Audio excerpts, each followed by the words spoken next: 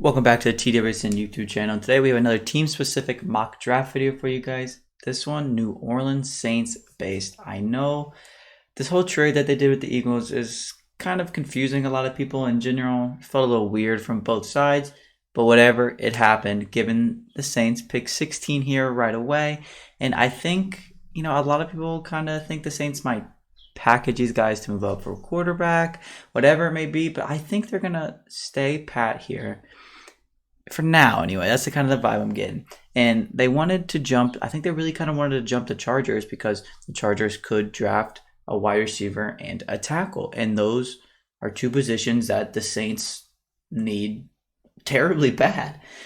So I think they did that to kind of just be able to pick who they want before the Chargers could, and kind of just obviously now they can get both of them. They can address both offensive line and wide receiver within the first 19 picks of the draft. And if we look on the board here, you have, it kind of fell perfectly. You have Jameson Williams and Trevor Penning available at your first pick. You obviously have to decide who you're willing to lose and who's not going to be there. And for right now, I think Trevor Penning I'm going to go with Trevor Penning and just hope, because you still got Chris Olave. There's a bunch of other more talented receivers, and the way this mock falls, Jameson Williams is still there. So they added Trevor Penning and Jameson Williams both in this trade because of the Eagles deal. And I know it kind of cost them a lot to get up here, but I mean, already, if you're a Saints fan, adding Trevor Penning and Jameson Williams, that's awesome. That's fantastic. You bolster your offense a lot. You get an explosive playmaker outside of Michael Thomas.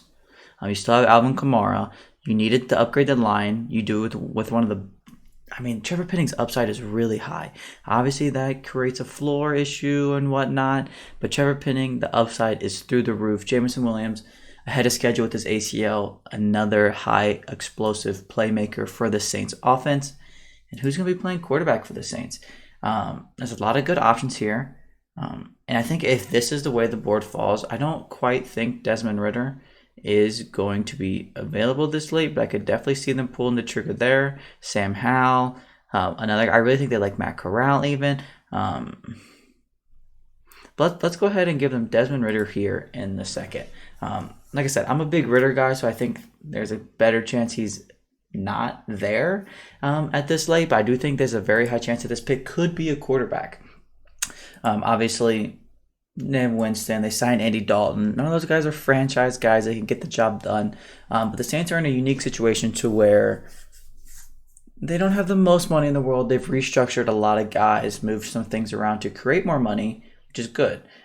So I think because of that, they're going to look to get a cheaper quarterback, possibly in the draft this year. Maybe they'll look next year, whatever it is. I think they're going to try to get an affordable quarterback so they can kind of keep most of that roster intact for right now.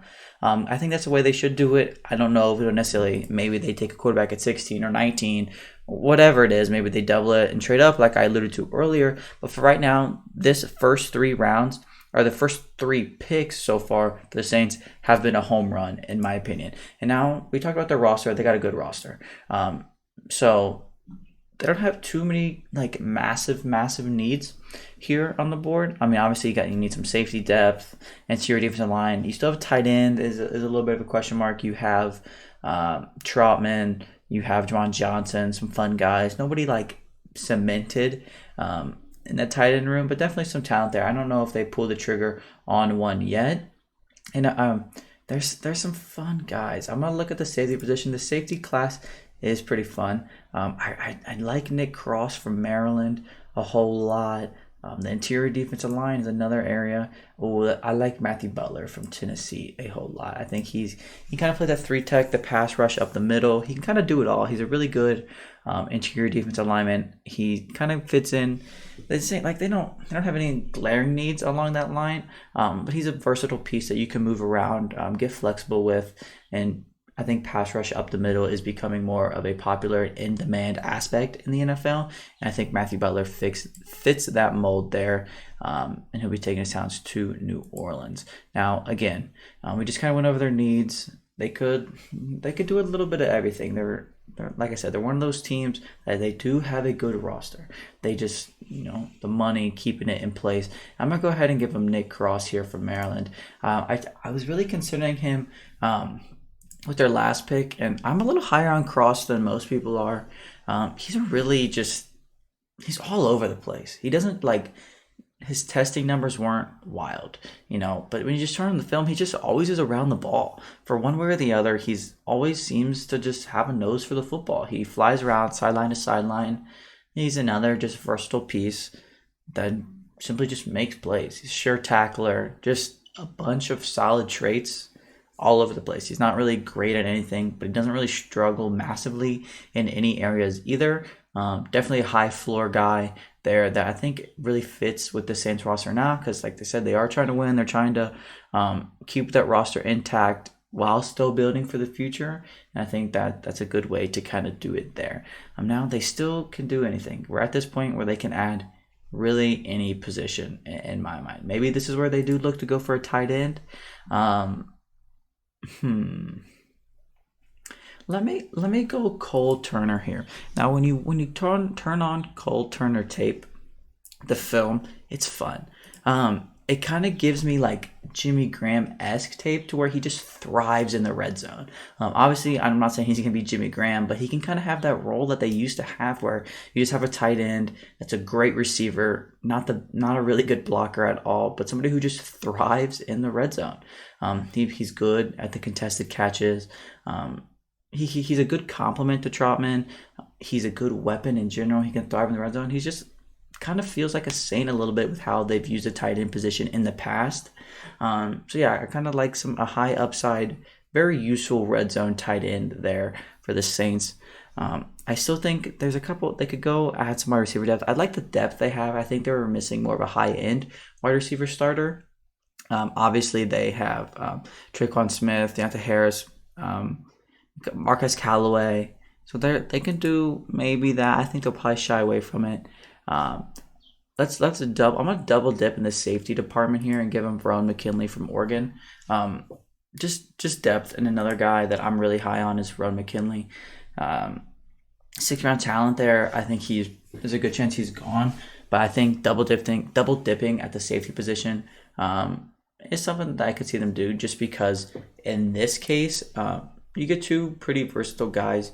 At the very least, these two guys can complement each other. Both of them can play in the box. Both of them can, play that traditional roaming safety kind of position. So at the very least, you kind of get a good younger safety duo, some depth, some special teamers. Regardless, but that's kind of how the Saints can do a lot. This is a really fun draft for the Saints now. I know for whatever reason they wanted 2 picks in this class.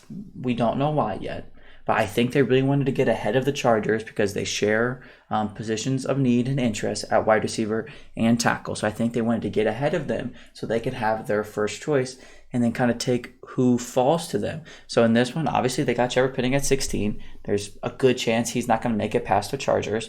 Same thing for Jameson Williams. Here he did. But even if the Chargers took Jameson Williams, this could have been Chris Olave. This could have been Treylon Burks, Drake London. I think that this is probably how the first 2 picks with the Saints will go, unless they decide to maybe package him and trade up. I really, really like Desmond Ridder in this Saints offense. Another guy that I think there's a realistic chance he's not there at 49, but even if he's not, I do think that this could be a quarterback in the second round, a Matt Corral, a Sam Howell. I like what the Saints are doing. It's a little bit weird because you gave up a lot of capital for next year and the future, but if you're just focusing on the right now for the Saints, I think it definitely makes the draft process more interesting. That's for sure. You get 2 first-round picks. Like, it's hard to turn that down. It really is. And their division it's not open with the Bucks, but as soon as Brady leaves, then it's wide open. And I think they wanted to kind of get ahead of the curve and kind of choose to give away their first next year for a first this year to kind of help them be ahead of that curve. So as soon as Tom Brady kind of leaves, or just in general, that they can be ready to attack the division and really go for it. The roster is in place. Like I mentioned, the cap situation is not the best in the world. It's no secret. Everybody knows it. They've been moving pieces around. But I mean, the draft's a cheaper way to get in talent. And I think that's kind of what the Saints recognized, and they decided to, obviously led them to doing the decisions that led them to get this trade, pick 16, giving them 2 first rounders. We'll see how it goes. But I really like the Cole Turner fit. I like the double dipping in safety with some interior defensive pressure. I think this is a very kind of realistic shot of what the Saints draft could end up looking like. Obviously, they might not double dip in safety. Maybe they didn't go quarterback. Maybe somebody doesn't fall to them. Whatever it is, but what the Saints did is really interesting. How it's gonna, whether they win or lose the deal, like everybody likes to say, will be determined in the future. But for right now, the Saints, picked up another first round pick. They have a chance to improve their team mightily, and we'll see if they can do that at the end of the month. That's gonna wrap up this video. Stay tuned for more team specific mock drafts, and I hope to see you again on the TWSN YouTube channel here soon.